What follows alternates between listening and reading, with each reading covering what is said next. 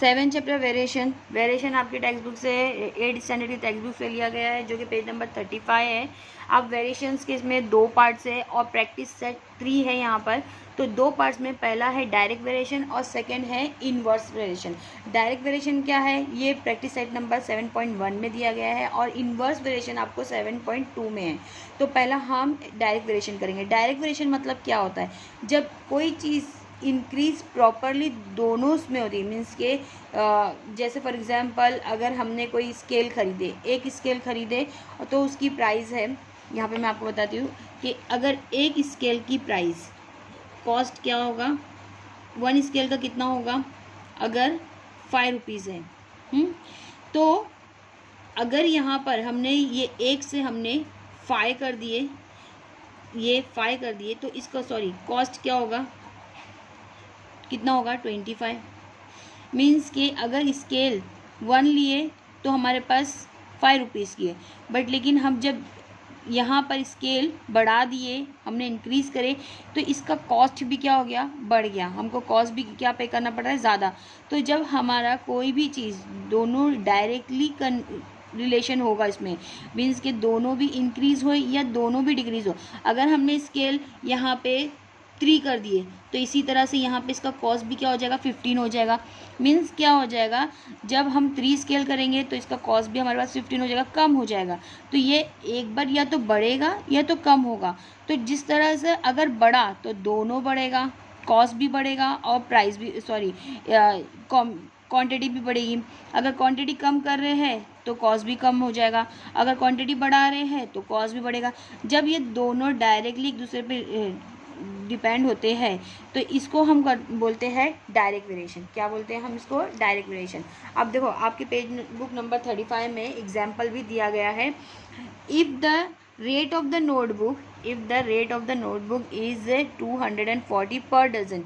पर डजन मतलब एक डजन, 12 नोटबुक हमको कितने की मिल रही है, 240। What is the cost of the 3 notebook, हमको 3 नोटबुक पहले मालूम करने का है। Also find the cost of the 9 notebook and 24 notebook and 50 notebook and complete the following table। हमको ये कंप्लीट करने का है। फिर उसके बाद देखिए यहाँ पे नंबर ऑफ द नोटबुक कितनी है, 12 है। और कॉस्ट ऑफ द नोटबुक कितनी है, कॉस्ट कितना है यहाँ पे 240 है।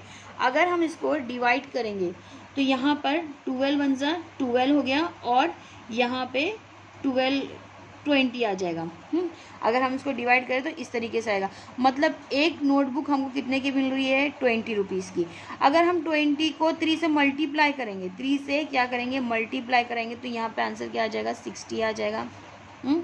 उसी तरह से अगर 9 से 20 को मल्टीप्लाई करें तो 180 आ जाएगा। तो मीन्स हमको अगर एक नोटबुक की प्राइस मालूम होगी तो हम पूरी नोटबुक की प्राइस मालूम कर देंगे। बट लेकिन यहाँ पे देखिए अगर नोटबुक कितनी है, 12 है, तो इसकी प्राइस कितनी हुई, 240 है। अगर नोटबुक कम हो गई, मतलब 12 से 3 हो गई, तो प्राइस भी क्या हो गई, कॉस्ट भी क्या हो गया, 240 से 60 रुपीज़ हो गया। अगर उसी तरह से अगर नोटबुक कितनी हो गई, 3 से 9 हो गई, तो इसका प्राइस भी क्या हो गया, 180 हो गया। इसी तरह से हमको आगे का भी बॉक्स फिल करना है, ये आपको करना है। तो यहाँ पे क्या लिखा हुआ है, from the our table we see that the ratio of the number is notebook X. क्या है, हमारे नंबर का रेशियो क्या दिया है, एक्स है, and their cost Y in each paid is 1/20। अब यहाँ पे देखिए मैंने पहले से बता दी 1/20 है। इसको डिवाइड करेंगे तो यहाँ पर हमारे पास नंबर ऑफ नोटबुक क्या है, एक्स से, और क्या है, नंबर कॉस्ट ऑफ नोटबुक क्या है हमारे पास, वाई है। अब हमने इनको ईच पेयर कितना होगा, 1/20। अब हम अगर हम इसको डिवाइड करें तो 3 1 ज़ा 3 और यहाँ पे 3 2 ज़ा एंड 0। यहाँ पे भी आंसर वही है, 9 1 ज़ा 9 2 ज़ा एंड 0। तो हमारे पास जितनी बार भी हम डिवाइड करेंगे आंसर क्या आएगा, 1/20 1/20 1/20। यहाँ पे भी जो करेंगे इसका भी आंसर क्या आएगा, और लास्ट में देखो 1/20। मीन्स कि हम जितनी बार भी इसको डिवाइड करेंगे आंसर हमको एक ही मिलेगा। Each pairs is a 1/20। It is a constant, ये चेंज नहीं होगा। The number of the notebook and their cost are is are in the same proportion. यहाँ पर एक ही प्रपोर्शन में रहेगा, बट लेकिन क्या हो रहा है, क्योंकि एक नोटबुक की प्राइस क्या हो रही है 20 रुपीज़, तो जितनी हम नोटबुक लेंगे तो वो उससे मल्टीप्लाई हो रहा है। लेकिन मल्टीप्लाई जब भी हम उसको डिवाइड करेंगे और हम देखेंगे कि एक नोटबुक कितने की है, तो वही हमको पता चलेगा। In such a case, in if one number increase then the other number is also increase in the same proportion। तो हमारा अगर एक नंबर इंक्रीज होगा तो दूसरा भी नंबर ऑटोमेटिकली क्या हो जाएगा, प्रोपोर्शन से इंक्रीज हो जाएगा। नेक्स्ट हम अभी आपको समझ में आ जाएगा कि हमको किस तरीके से करना है। अब यहाँ पे इसका जो फॉर्मूला है डायरेक्ट वेरिएशन का, वो हम पहले खाली देख लेते हैं। देखिए आपके टेक्स्ट बुक में यहाँ पर दिया है, दिख रहा है आपको, x is directly varies is written in the forms of the equation as x is a k y। k क्या है, हमारा कांस्टेंट है। ये हमको देखना है कि ये लाइन के हिसाब से ही हमको पूरा करना है, हमको इस तरीके से लिखना है। देखिए हम क्वेश्चन सॉल्व करने से पहले हम आपको ये बता देते हैं कि किस तरीके से, अच्छा क्वेश्चन डायरेक्टली हम सॉल्व कर सकते हैं, आगे हमको समझ में आ जाएगा कि कैसा सॉल्व करना है। सॉरी, देखिए क्वेश्चन हमारा ये रहा, हमारा क्वेश्चन प्रैक्टिस सेट नंबर 7.1। यहाँ पे हमको क्या लिखा हुआ है, क्वेश्चन नंबर 1 देखिए, right the following statement using the symbol of variation. खाली हमको सिंबल से वेरिएशन बना के बताना है और कुछ नहीं करना है। फर्स्ट क्वेश्चन है, circumference R of the circle is directly proportions to its radius r। हमको क्या बताया है, सरकमफ्रेंस क्या है हमारे पास, r है।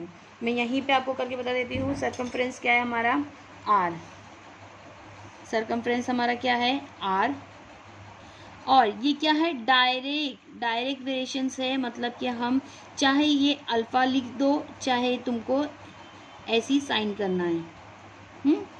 किससे है डायरेक्ट प्रोपोर्शन, किससे है आर से, बस हमको इतना ही लिखना है, ये हमारा सिंबल क्रिएट करना है। नेक्स्ट क्वेश्चन है, consumptions of petrol L in a car and distance travel by that car D R the indirect variations. यहाँ पे आपको क्वेश्चन में ही लिखा है, यहाँ पे देखो लिखा है डायरेक्टली प्रोपोर्शनल और यहाँ पे डायरेक्ट वेरिएशन लिखा है। तो सेम हमको एल क्या है, डायरेक्टली वेरीज है किससे, डी से। बस आपको इस तरीके से ही लिखना है। ये आपको खाली सिंबल क्रिएट करना था ये दोनों क्वेश्चन में, तो ऐसे ही करेंगे आप। पहला क्या है, सरकमफ्रेंस आर सी, और क्या है, सर्कल से directly proportions to its radius, radius से है तो हमको क्या लिखने का, C direct varies to R. Same यहाँ पर भी उसी की तरह से करें। कंजम्पशन ऑफ पेट्रोल क्या है हमारे पास, एल है, और डिस्टेंस ट्रैवल का क्या है, डी है।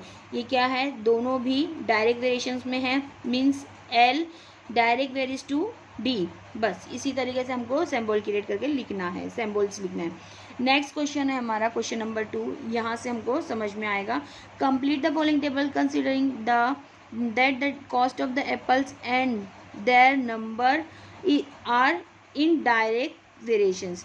यहाँ पे क्या लिखा हुआ है, कॉस्ट ऑफ एप्पल, नीचे आपको टेबल में देखिए number of the apples x है और कॉस्ट ऑफ एप्पल्स क्या है हमारे पास y, क्या है डायरेक्ट वेरिएशंस में है। अब यहाँ पे हमको x पहले दिया है और y बाद में दिया है, लेकिन हमको क्वेश्चन के अकॉर्डिंगली करना है। क्या है, कॉस्ट ऑफ एप्पल मीन्स के y, क्या है हमारे पास कॉस्ट ऑफ एप्पल क्या है y, किससे है, their numbers are direct variation, numbers of the apples किससे है, डायरेक्ट वेरिएशंस किससे है, x से। इसी तरह से हमको समझना होगा, क्वेश्चन के अकॉर्डिंगली करना है, हमको ये टेबल के अकॉर्डिंग नहीं करना है। क्वेश्चन में क्या दिया हुआ है, कॉस्ट ऑफ एप्पल्स क्या है हमारा y है, और नंबर ऑफ द एप्पल्स क्या है हमारा x है। तो हमको इन दोनों को डायरेक्ट वेरिएशंस में करना है। अब ये हमको वेरिएशन मिल गया है, लेकिन हम इसको सॉल्व कैसे करेंगे ये देखते हैं। ये आपको मैंने समझाने के लिए बताई थी, बट लेकिन ये कुछ नहीं करना आपको। यहाँ पर आपको क्वेश्चन में क्या दिया हुआ है, देखिए फर्स्ट क्या लिखा हुआ है, नंबर ऑफ द एप्पल्स क्या है x है, और कॉस्ट ऑफ एप्पल्स क्या है हमारा y। जहाँ पहला आपको फिल किया हुआ है, फर्स्ट और सेकेंड आपको ऑलरेडी फिल किया हुआ दिया हुआ है आंसर, 1/8 मीन्स के एप्पल 1 है तो उसका कॉस्ट कितना है 8 रुपीज़ है। अगर एप्पल 4 हो जाएगा तो उसका कॉस्ट क्या हो रहा है 32 हो रहा है। तो हमको आगे के नंबर्स को फिल करना है, आगे के बॉक्स को फिल करना है। तो हम कैसे फिल करेंगे? अगर हम cost number of the Apple 1 लेंगे तो हमको कॉस्ट ऑफ एप्पल क्या लेना पड़ेगा 8। अगर हम नंबर ऑफ द एप्पल्स 4 लेंगे तो हमको कॉस्ट ऑफ एप्पल क्या लेना पड़ेगा 32। तो अगर मैं ये ले लूँ या ये लूँ, आपकी मर्ज़ी है कि आप कौन सा लेना चाहते हो। लेकिन अगर हमने ये लिए 1 लिए तो हमको 8 लेना है, अगर 4 लिए तो हमको 32 लेना है। तो ये अपने आप पे डिपेंड है कि हमको कौन सा लेना है। तो हम फर्स्ट ले रहे हैं नंबर ऑफ द एप्पल क्या है हमारे पास, देखिए नंबर ऑफ एप्पल क्या है x है और कॉस्ट ऑफ एप्पल क्या है हमारे पास y है। लेकिन ये किसके वेरिएशंस में है? y डायरेक्टली वेरिएशंस है x के। ये इस तरीके से ही लिखना है आपको। हाँ, अब यहाँ पर अगर हम क्या ले रहे हैं x और y, हम क्या ले रहे हैं वो देखेंगे। देखिए यहाँ पर या तो हमको 1 लेना है या तो 8 लिखना है। इन दोनों में से अगर ये वेरिएशन लेना है तो ये लेंगे, अगर ये नंबर्स लेना है तो ये लेंगे। अगर मैं 1 लूँ तो ये मुझे 8 लेना पड़ेगा और x की वैल्यू अगर मैंने 4 ली तो हमको y की वैल्यू 32 लेना है। तो अब यहाँ पे मैं x की वैल्यू 1 लेती हूँ और y की वैल्यू 8 लेती हूँ। x की वैल्यू 1 लिए और y की वैल्यू 8 लिए। नेक्स्ट हमने वेरिएशंस क्या बनाए हैं, देखिए y directly varies to x। अब हमको ये वेरीज को हटा के क्या लिखना है k x। k हमारा कांस्टेंट है, ये हमारा चेंज नहीं होगा। k is constant variation, constant. अब y की वैल्यू y की जगह पुट आउट करेंगे हम। y हमारा क्या है 8 एंड k हमको पता नहीं है और x क्या है हमारा 1। तो क्या हो गया 8 divide by 1 is equal to k। यहाँ पे 8 इसके लिए 8 यहाँ और 1 इधर क्यों? क्योंकि इन दोनों के बीच में हमारे पास क्या है मल्टीप्लाई। इन दोनों के बीच में क्या है मल्टीप्लाई इक्वल के नेक्स्ट साइड जाता है तो वो क्या हो जाता है डिवाइड में कन्वर्ट हो जाता है। तो अब हमको k की वैल्यू क्या मिली, हमको k की वैल्यू हमको मिली 8। k की वैल्यू मिली हमको 8। अब ये क्या है, ये हमारा हुआ कांस्टेंट। k की वैल्यू मिल गई, k हमारा क्या है k is constant of variation. इस तरीके से लिखेंगे हम। अब अभी हमको देखना है हमारा इक्वेशंस क्या है y is equal to k x। तो k की वैल्यू हमको मिल गई, y is equal to k क्या है हमारा 8x। अब यहाँ पर हमको क्वेश्चन देखना पड़ेगा। अभी यहाँ पे फर्स्ट टाइम हमने क्या डाल दिए x की वैल्यू हमने 1 डाले थे और y की वैल्यू हमने 8 डाले। अब नेक्स्ट हमको यहाँ पे फिल करने के लिए आसानी हो जाएगी। अब यहाँ पर हमको x की वैल्यू नहीं पता है और y की वैल्यू हमारे पास 56 है। तो सेम हम क्वेश्चन के हिसाब से लिखेंगे x की वैल्यू नहीं पता है क्वेश्चन मार्क्स एंड y की वैल्यू 56। जो हमने यहाँ पे इसको बोलेंगे इक्वेशन ऑफ वेरिएशन। यही हमको पुट करने का यहाँ पे क्या है y इज इक्वल टू के एक्स। y की वैल्यू हमारे पास क्या है 56 एंड 8 एंड x। इन दोनों के बीच में क्या है मल्टीप्लाई इक्वल की दूसरी साइड जाएगा, नंबर्स के पास जाएगा। नंबर क्या है हमारे पास 56 and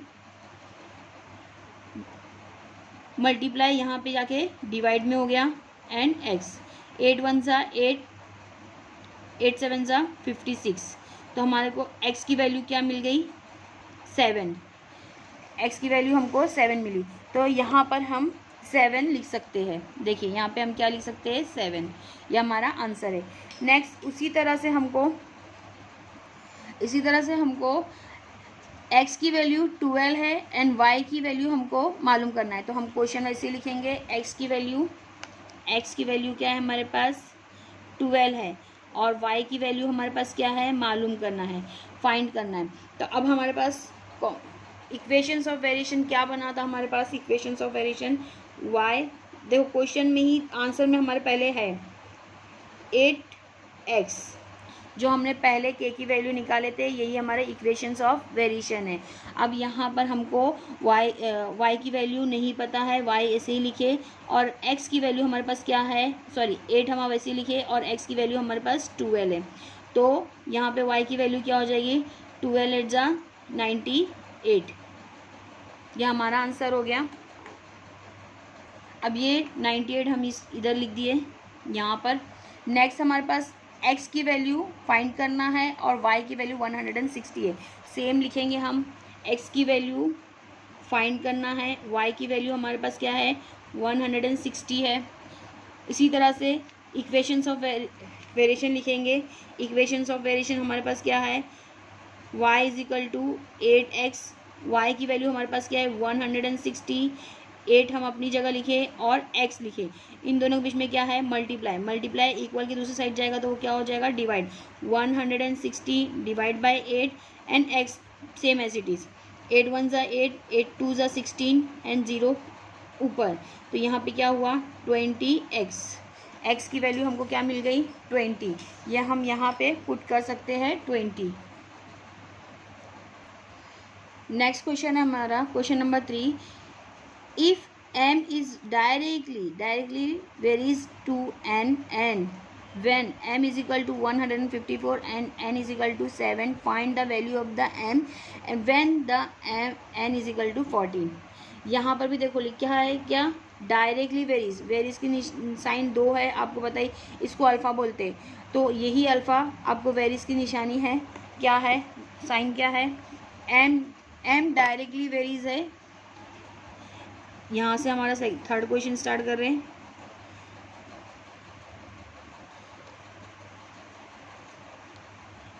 sorry m directly varies है n से। अब हमको इक्वेशंस ऑफ वेरिएशन पहले बना लेंगे। इक्वेशंस ऑफ वेरिएशन कैसे बनेगा, m क्या लिखेंगे, m इज इक्वल टू के एन, के हमारा क्या है आपको प्रॉपर ये लिखना है, k is constant of variation लिखना है।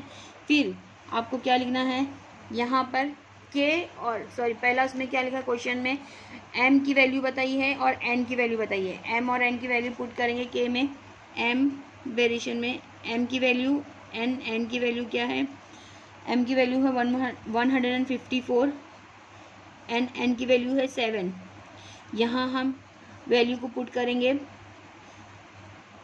154 is equal to k and 7। अब यहाँ पे इन दोनों के बीच में क्या है मल्टीप्लिकेशन है, मल्टीप्लिकेशन इक्वल की दूसरी साइड आके क्या होगा डिवाइड में 154 and 7 is equal to k, 7 1 ज़ा 7, 7 2 ज़ा 14, बाजू में 1 गया, 7 2 ज़ा 14, मीन्स हमको k की वैल्यू क्या मिली 22। k इज़ क्या है, ये क्या हो जाएगा हमारा कांस्टेंट ऑफ वेरिएशन, ये हमको क्या बोलने का, इसको क्या लिखेंगे, इसको constant of variation, constant of variation लिखना है आपको। देखिए आपको समझ में आ रहा होगा, ये कांस्टेंट ऑफ वेरिएशन है। नेक्स्ट हमको इक्वेशन ऑफ वेरिएशन, यहाँ पे चाहे तो आप इक्वेशंस ऑफ वेरिएशन भी बना दीजिए। इक्वेशन ऑफ वेरिएशन क्या होगा हमारा, ये इसमें हमको क्या करने का है, k की वैल्यू पुट करने का है, m लिखिए इसी तरह से, k की वैल्यू हमारे पास क्या है 22 और ये हमारा n, ये हमारा क्या हो गया इक्वेशंस ऑफ वेरिएशन, ये हमारा हो गया इक्वेशंस ऑफ वेरिएशंस। देखिए अब ये जो इक्वेशंस ऑफ वेरिएशन है हमको आगे आंसर में काम आएगा, किस तरीके से करना है। यहाँ पर आगे आपको क्वेश्चन में क्या दिया गया है, find the value of m, किसकी वैल्यू फाइंड करने का है, m की वैल्यू फाइंड करना है when the n is equal to 14। तो हमको m की वैल्यू फाइंड करना है, देखिए यहाँ पे m की वैल्यू फाइंड करना है और n इज इक्वल टू कितना है 14। इक्वेशंस ऑफ वेरिएशंस हमारा क्या था, m is equal to 22n। m की वैल्यू हमको फाइंड करना है तो हम m उसी तरह से लिखे, 22 भी लिखे, एंड इन दोनों के बीच में क्या होगा मल्टीप्लिकेशन 44। आपको नहीं आएगा तो आप साइड में भी मल्टीप्लाई कर सकते हैं, 22 अब मल्टीप्लाई 14, 4 2 ज़ा 8, 4 2 ज़ा 8, मल्टीप्लिकेशन 1 2 ज़ा 2, 1 2 ज़ा 2, 8 8 8 2 2 10 एंड 1 कैरी, क्या आएगा आंसर, m की वैल्यू हमारे को क्या मिली 308। यही हमको फाइंड करना था, m की वैल्यू हमको मिली 308। क्वेश्चन नंबर 4 देखिए, क्वेश्चन नंबर 4 में क्या है, आपको सेम क्वेश्चन नंबर सेकंड के जैसा ही क्वेश्चन नंबर 4 है, बस यहाँ पर पॉइंट से दिया है तो आपको इससे कुछ घबराना नहीं है। अगर मल्टीप्लाई है डिवाइड है तो आपको पॉइंट के हिसाब से अकॉर्डिंगली करना है। यहाँ पे क्या है, if n is varies directly as m complete the following table. Question के हिसाब से n क्या है, वेरीज डायरेक्टली किससे हो रहा है, m से, तो हमको क्वेश्चन के हिसाब से क्वेश्चन के अकॉर्डिंगली बनाना है। n क्या हो रहा है, यहाँ पे मैं क्वेश्चन नंबर 4 डाल रही हूँ। n क्या हो रहा है, डायरेक्ट प्रोपोर्शन से किसके साथ, m से, तो हम कैसे बनाएंगे, n इज इक्वल टू के m, k क्या है, k is constant of variation, आपको पूरा लिखना है कांस्टेंट ऑफ वेरिएशन। अब यहाँ पे जिस तरीके से दिया है, देखिए m की वैल्यू और n की वैल्यू दो जगह कंप्लीट है, यहाँ पे 3 एंड यहाँ पे 12, और यहाँ पे m की वैल्यू 55 एंड n की वैल्यू 20। अब हम इन दोनों में से कोई भी वैल्यू ले सकते हैं। अगर हम m की वैल्यू 3 लेंगे तो हमको n की वैल्यू 12 लेना है। अगर हम m की वैल्यू 5 लेंगे तो हमको n की वैल्यू 20 लेना है। या आप डिसाइड कर सकते हैं कि आपको कौन सा वैल्यू लेना है। तो अगर मैं m की वैल्यू 5 ले रही हूँ, is equal to m is equal to 5 and n is equal to, n क्या है हमारा 20। इस तरीके से अब यहाँ पे इसकी वैल्यू पुट करेंगे, n की वैल्यू क्या है 20, k पता नहीं है, हमको फाइंड करना है, जिसमें हम पहले k पता करेंगे और m की वैल्यू क्या है हमारे पास इंटू 5। यहाँ पे ये जाके क्या हो जाएगा, डिवाइड में 5 is equal to k, 20 divide by 5, 5 1 ज़ा 5, 4 ज़ा 20, means 4 is equal to k, means k क्या हो गया ये कांस्टेंट ऑफ वेरिएशन।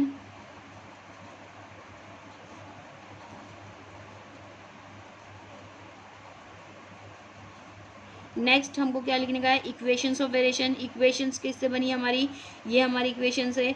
n की वैल्यू हमको पता नहीं है, n की वैल्यू एंड k हमारा 4 है एंड m, इस तरीके से लिखना है। नेक्स्ट हमारे पास क्या लिखा हुआ है, क्वेश्चन में दिया है m की वैल्यू 6.5 है। तो यहाँ पर हमको n की वैल्यू मालूम करना है। m की वैल्यू हमारे पास 6.5 है, तो हम लिख देंगे यहाँ पर m की वैल्यू 6.5 और n की वैल्यू हमको मालूम करना है। तो m की यहाँ पे हमारा इक्वेशंस क्या बना, हम यहाँ पे इक्वेशन लिखना बहुत ज़रूरी है आपको, इक्वेशंस ऑफ वेरिएशन। हाँ, अब इक्वेशंस ऑफ वेरिएशन आपने लिख लिए। अब यहाँ पर ये वैल्यू पे इक्वेशंस ऑफ वेरिएशन में हमको ये वैल्यू पुट करना है। n की वैल्यू हमको पता नहीं है। नेक्स्ट यहाँ पर कितना है 4 मल्टीप्लिकेशन m की वैल्यू हमारे पास क्या है 6.5, इसको इससे मल्टीप्लाई करेंगे। देखिए यहाँ पे मल्टीप्लाई करना है 4 को 4 इंटू 6.5। अब इसी तरह से 6.5 इंटू 4 मल्टीप्लाई करेंगे तो 4 5 ज़ा 20, 0 यहाँ एंड 2 यहाँ कैरी, 6 4 ज़ा 24 एन प्लस 2 26। अब यहाँ पॉइंट 1 के बाद है तो हमको भी पॉइंट 1 के बाद लगाना है, डेसिमल बनाना है। अब यहाँ पे एन की वैल्यू हमारे पास कितनी हो गई 26। ये 26 हमको कहाँ पुट करने का है, यहाँ पर 26 हमको यहाँ पे पुट करना है। नेक्स्ट उसी तरह से हमको क्वेश्चन सॉल्व करना है, या आगे आप कर सकते हैं। अब नेक्स्ट क्वेश्चन हम करेंगे 5 क्वेश्चन। नेक्स्ट क्वेश्चन है हमारा question number 5, Y varies directly as a square root of X. Square root of X when x is equal to 16 and y is equal to 24, find the constant of variation and equations of variation। हमको सिर्फ क्या find करने का है, constant of variation और equations of variation find करने का है। तो आपको कांस्टेंट ऑफ वेरिएशन और इक्वेशंस ऑफ वेरिएशन समझ में आ गया आई होप। अब हम डायरेक्ट करेंगे, लेकिन सिर्फ यहाँ पे क्या डिफरेंस है, स्क्वायर रूट है, स्क्वायर रूट है। तो यहाँ पे क्वेश्चन के अकॉर्डिंग ही करेंगे हम। क्वेश्चन के अकॉर्डिंग क्या लिखा हुआ है, y वेरीज डायरेक्टली एज, पहला हमको क्या लिखने का है, y varies directly varies to किससे है, हम हमारा स्क्वायर रूट ऑफ x। तो हम उसी तरह से लिखेंगे square root of x। I hope आपको समझ में आ रहेगा। क्वेश्चन के अकॉर्डिंगली हमको इक्वेशन बनाना है। तो हमारा क्या होगा, y is directly varies to square root of X. अब यहाँ पे कांस्टेंट ऑफ वेरिएशंस क्या होगा हमारा, y is equal to K root of X, square root of X. K हमारा क्या है, constant of variation, constant of variation. हमको क्या बताना है, कहा है इक्वेशंस कांस्टेंट ऑफ वेरिएशन बनाना है, जो हमको मिल गया। फिर उसके के इज कांस्टेंट है, सॉरी के क्या है हमारा, यहाँ पे सॉरी मेरे से गलती हो गई, मिस्टेक हो गई। के क्या है हमारा, K is constant, K is constant. अब के और वाई की वैल्यू, सॉरी एक्स और वाई की वैल्यू दी गई यहाँ पे, एक्स इज इक्वल टू 16 है and Y is equal to क्या है हमारे पास 24। ये जो हमारे को वैल्यू मिली है वो हमको इसमें पुट करना है। y की वैल्यू हमारे पास क्या है 24 है एंड k की वैल्यू हमको पता करना है। k की वैल्यू हमारे पास नहीं है, k लिखे एंड 16। x हमारा क्या है, कांस्टेंट ऑफ x हमारा है रूट में, तो इसको हम 16 को भी क्या करेंगे, रूट में लिखेंगे, अंडर रूट के लिखेंगे। अब 24 रूट, अगर हमारा 16 किसका स्क्वायर रूट है, 4 का, आपको पता होना चाहिए स्क्वायर रूट कैसे निकाला जाता है। 24 इज इक्वल टू के इंटू 16, स्क्वायर रूट किसका है 4 का, तो 4 लिखेंगे हम। अब यहाँ पे हमको सेम ऐसे ही मिल गया। 24 किसके साथ है, मल्टीप्लाई के साथ, तो यहाँ पे आके क्या हो जाएगा, डिवाइड के साथ डिवाइड हो जाएगा and K same as it is. 4 1 ज़ा 4, 4 6 ज़ा 24, मीन्स के क्या मिला हमको 6। ये हमारा क्या होगा, ये हमारा कांस्टेंट ऑफ वेरिएशन होगा। क्या होगा, कांस्टेंट ऑफ वेरिएशन। अब यही के की वैल्यू हमको किस में पुट करने का है, हमारा जो इक्वेशन बना था, इक्वेशन हमारा क्या है, y इज इक्वल टू के हमारा क्या है 6 है एंड अंडर रूट एक्स, ये हमारा होगा इक्वेशंस ऑफ वेरिएशन।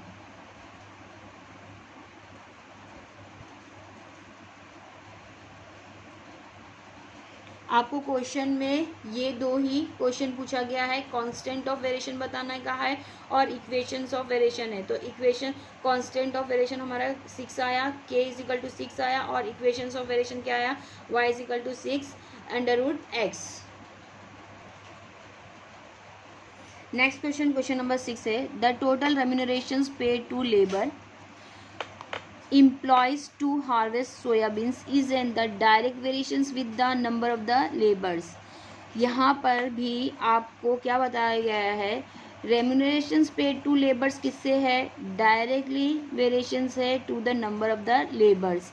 मीन्स यहाँ पर भी आपको एक्स और वाई बताना है। आप कुछ भी अज्यूम कर सकते हैं, let assume let assume remunerations of, आपको लिखना है पूरा, रेम्यूनरेशन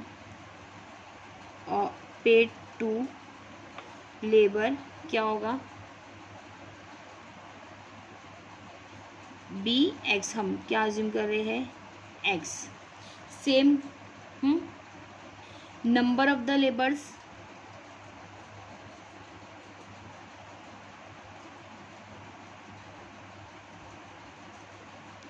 क्या हमने अज्यूम करे बी वाई। क्या है ये, कौन से प्रोपोर्शंस में है, डायरेक्ट, देखिए यहाँ पे लिखा हुआ है डायरेक्ट वेरिएशंस में है। यहाँ पे 7.1 में आपको बराबर प्रॉपरली दिया गया है कि डायरेक्ट वेरिएशन में है, 7.2 में आपको बताया गया है कि इनवर्स प्रोपोर्शंस में, बट लेकिन 7.3 में आपको खुद ही फाइंड आउट करने का है कि कौन सा डायरेक्ट प्रोपोर्शंस में होगा, कौन सा इनवर्स प्रोपोर्शंस में होगा। तो इसलिए आपको समझ में आना चाहिए कि डायरेक्ट क्या है और इनवर्स क्या है। अभी यहाँ पर फॉर एग्जांपल यहाँ पर क्या दिया गया है कि अगर एम्प्लॉय क्या है, लेबर्स की पगार, मीन्स लेबर को पेड करते हैं और उसका नंबर ऑफ़ द लेबर्स दिया है। अगर नंबर ऑफ़ द लेबर्स बढ़ेंगे तो क्या हो जाएगा, उसको पगार भी ज़्यादा देना पड़ेगी। अगर लेबर्स कम कर देगा तो उसको अमाउंट क्या, रेम्यूनरेशन भी क्या करना पड़ेगा, कम करना पड़ेगा। मीन्स ये दोनों क्या हो गया है, डायरेक्ट वेरिएशंस में हो गया है, डायरेक्ट प्रोपोर्शंस में हो गया है। तो ये हमारा डायरेक्ट वेरिएशंस हो गया। अगर इसमें आप लोगों को कम ज़्यादा इन्वर्स में होता तो आपको इन्वर्स प्रोपोर्शंस में होता, बट लेकिन ये दोनों भी डायरेक्टली इंक्रीज़ हो रहा है और डायरेक्टली डिक्रीज़ हो रहा है। अब यहाँ पे हम आगे करते हैं, क्या लिखा हुआ है, नंबर ऑफ द लेबर से पे, सॉरी रेम्यूनरेशन पेड क्या है, एक्स लिए हमने, एक्स किससे है, वाई से डायरेक्टली वेरिएशन से। सेम हमको जो पहला क्वेश्चन करे है, के लिखना है, के क्या है हमारा, के इज़ कांस्टेंट ऑफ वेरिएशन। अब यहाँ पर क्या लिखा हुआ है, इफ़ द रेम्यूनरेशंस ऑफ पे ऑफ 4 लेबर्स, अगर 4 लेबर्स है मतलब कि नंबर ऑफ द लेबर्स क्या है, वाई क्या है हमारे पास 4 है, और कितना अमाउंट पे, इस ₹1000 कितना पे कर रहे हैं, इफ रेम्यूनरेशंस 4 लेबर्स को कितना अमाउंट पे कर रहे हैं, 1000 पे कर रहे हैं। कितना अमाउंट मीन्स के एक्स क्या है हमारा, अमाउंट क्या है हमारा, रेम्यूनरेशंस किससे हमने अज्यूम करे है, एक्स है, तो ये हमारा कितना है 1000। अब यहाँ पे हम वेरिएशंस पे इक्वेशंस में डालेंगे, एक्स हमारा क्या है 1000, के हमको पता नहीं है, एंड सॉरी वाई हमारा क्या है 4 है। इन दोनों के बीच में क्या है, मल्टीप्लिकेशन है, मल्टीप्लिकेशन दूसरे साइड जाके क्या हो जाएगा, डिवाइड में, and K same as it is place पे, 4 1 ज़ा 4, 4 2 ज़ा बाजू में क्या गया 2 गया, तो 20 बन गया ये, 4 5 ज़ा 20 एंड 0 ऊपर, मीन्स के 250 के आया। के हमारा क्या है, equation variations, constant of variation.